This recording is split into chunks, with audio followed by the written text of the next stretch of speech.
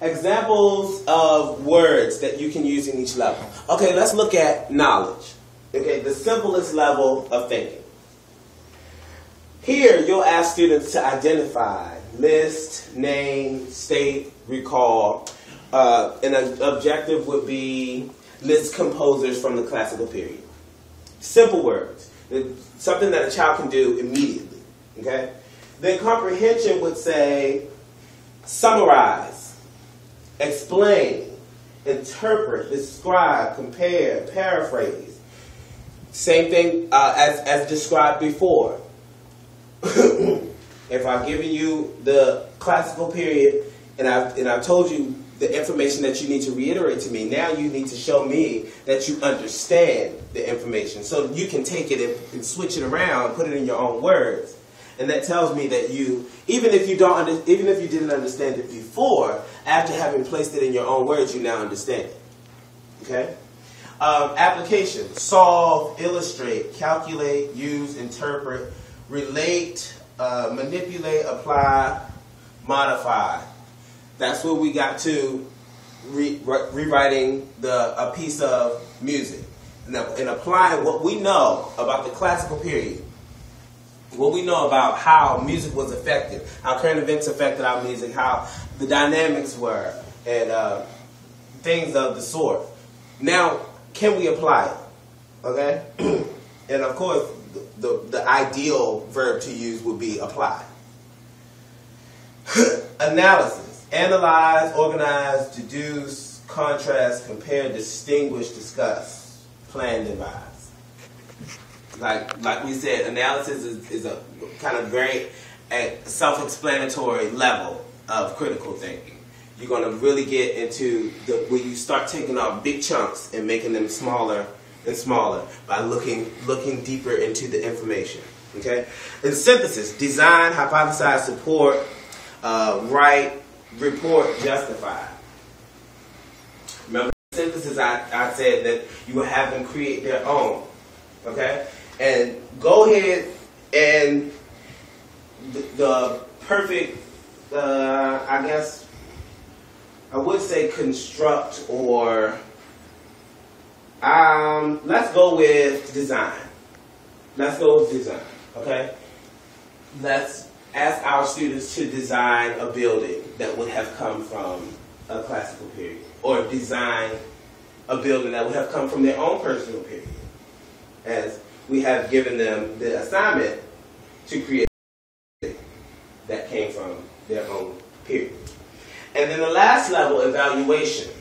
Evaluate, of course, the given verb. Choose, estimate, judge, defend, criticize.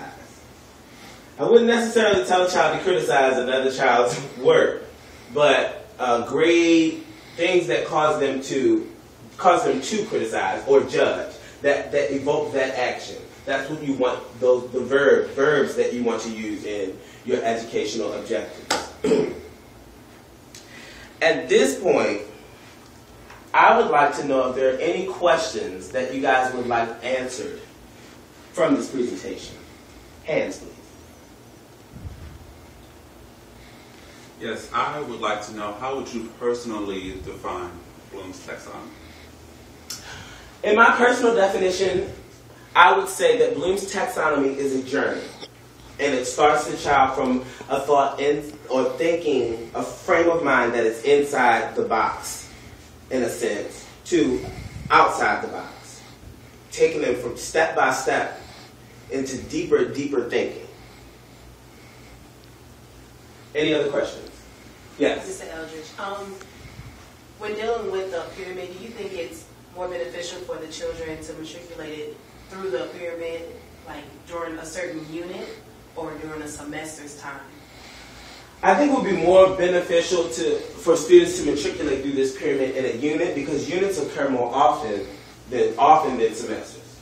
So the child's mindset is not currently constantly being stimulated. I'm always in that up, down, up, down. I'm on knowledge, application, comprehension, evaluation.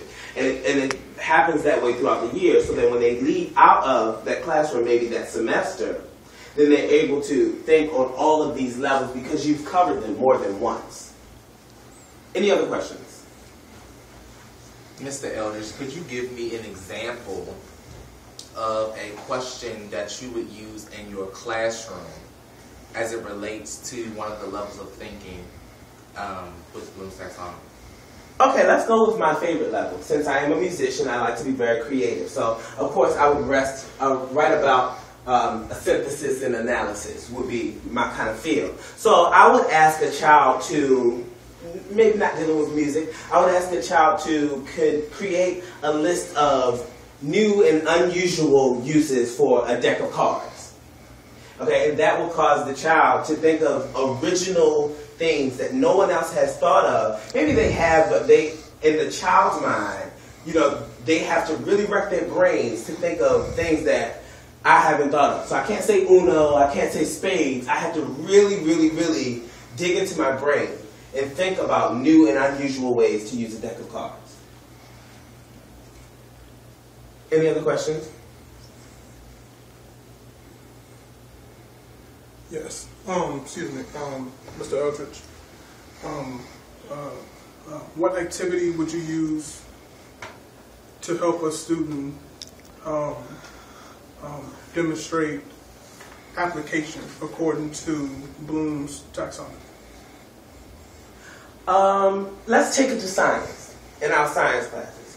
I would ask if our unit is on, say, volcanoes, okay?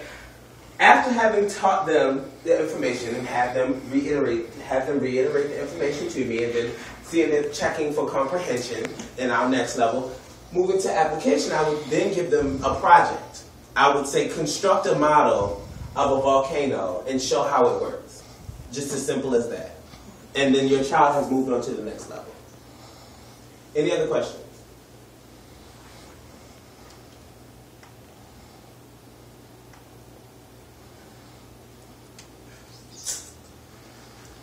If there be no more questions, I would like to revisit Benjamin.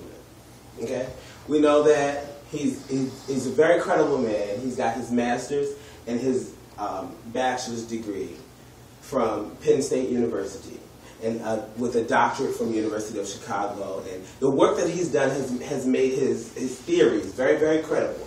Okay, and like we have seen, even in our question and answer period, there are many ways you can approach Bloom's taxonomy in the pyramid. You can start from many different levels. You can start from application.